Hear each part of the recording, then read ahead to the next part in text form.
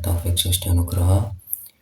Di sini saya akan sedikit membahas tentang penerapan pendidikan inklusif dalam pembelajaran vokasi otomotif. Apa itu pendidikan inklusif? Nah, pendidikan inklusif adalah penyelenggaraan layanan pendidikan yang memungkinkan semua peserta didik, termasuk mereka yang berkebutuhan khusus, belajar bersama dalam satu lingkungan kelas yang sama dengan dukungan penyesuaian sistem, metode, dan sumber daya. Lalu prinsip utamanya yang pertama ada hak yang setara. Jadi setiap siswa berhak atas pendidikan bermutu. Lalu yang kedua tanpa diskriminasi, yakni penerimaan tidak dibatasi oleh jenis atau tingkat kebutuhan khusus. Yang ketiga partisipasi penuh, yaitu siswa terlibat aktif dalam proses belajar mengajar. Nomor 4, keberagaman dihargai, yakni perbedaan kemampuan dijadikan kekuatan bersama. Yang terakhir ada akomodasi layak, yakni penyesuaian wajar pada kurikulum, metode, dan penilaian. Nah, mengapa pendidikan inklusi itu penting di pendidikan vokasi otomotif? Nah, yang pertama itu ada dorongan regulasi, ya ini menurut Undang-Undang Nomor 8 Tahun 2016 tentang penyandang disabilitas menjamin hak atas pendidikan dan pekerjaan. Lalu SMK sebagai penyiap tenaga kerja wajib responsif terhadap kebutuhan pasar kerja yang semakin inklusif.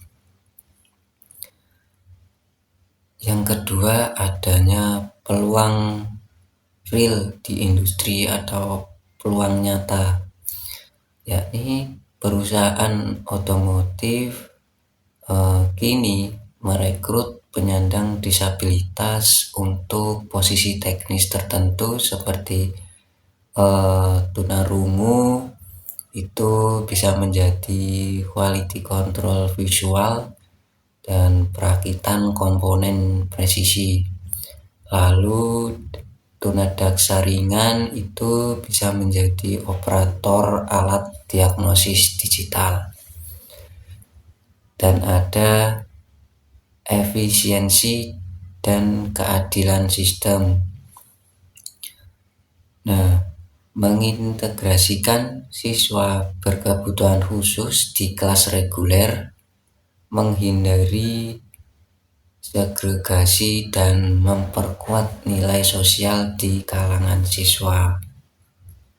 Nah, jenis kebutuhan khusus yang muncul di SMK otomotif.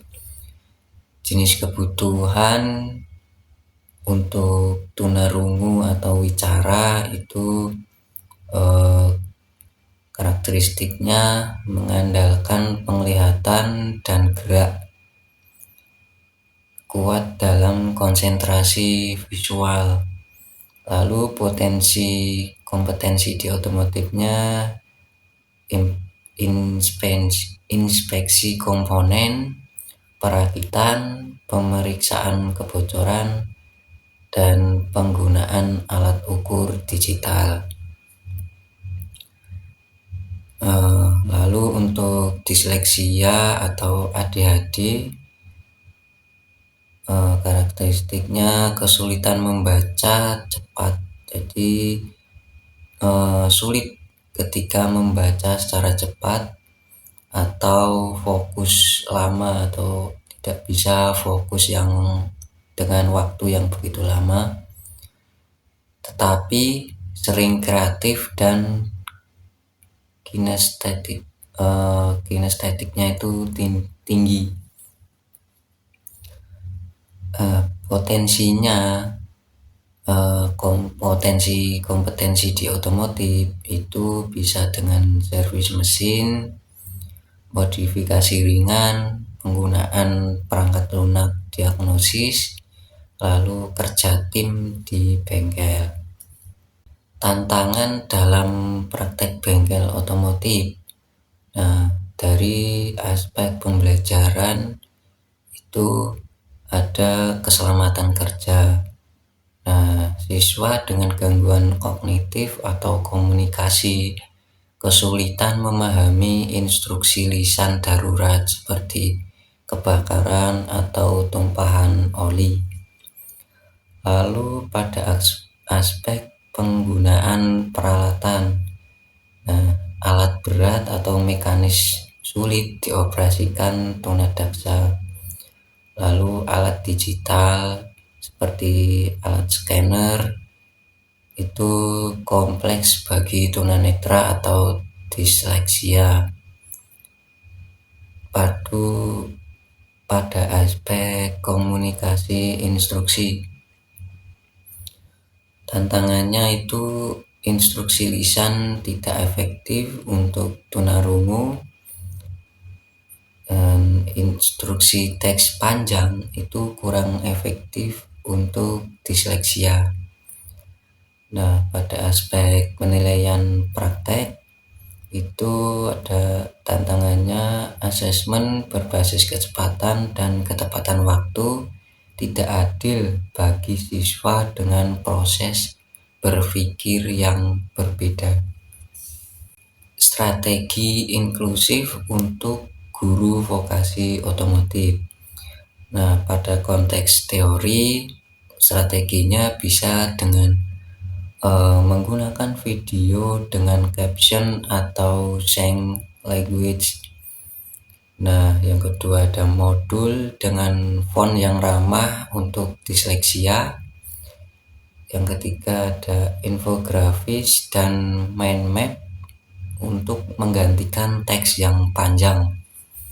Lalu pada praktek itu bisa dengan sistem peer mentoring atau siswa itu bisa berpasangan. Lalu simulator VR atau digital untuk latihan yang aman. Kemudian bisa dengan modifikasi alat seperti label Braille untuk tunanetra, lalu panduan visual atau langkah bergambar untuk tunarungu. Rancangan pembelajaran inklusif pada servis sistem kelistrikan. Nah, ada beberapa komponen, yakni dari kurikulum. Untuk siswa tunarungu itu kurangi penekanan pada penjelasan lisan, lalu tambah aktivitas inspeksi visual dan pengukuran. Lalu untuk siswa disleksia itu bisa dengan ganti teks manual dengan diagram alur dan checklist bergambar.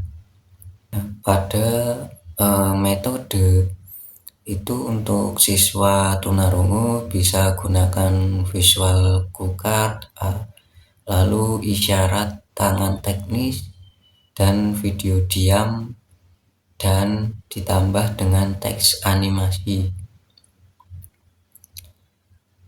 Untuk disleksia bisa dengan sesi praktek pendek kurang lebih 15 menit dan diselingi refleksi dan diskusi ringan. Nah, pada media atau alat untuk tunarungu bisa menggunakan multimeter digital dengan layar besar dan lampu indikator. Bisa dengan poster, SOP, piktogram. Untuk siswa disleksia bisa menggunakan alat dengan kode warna atau simbol, seperti misalnya warna merah untuk ground dan warna biru untuk positif. Itu semisal atau contohnya, atau QR code ke video instruksi selama 1 menit. Ada juga dari segi penilaian, itu untuk siswa tunarungu, portofolio foto hasil kerja ditambah dengan checklist visual, bisa dengan presentasi poster.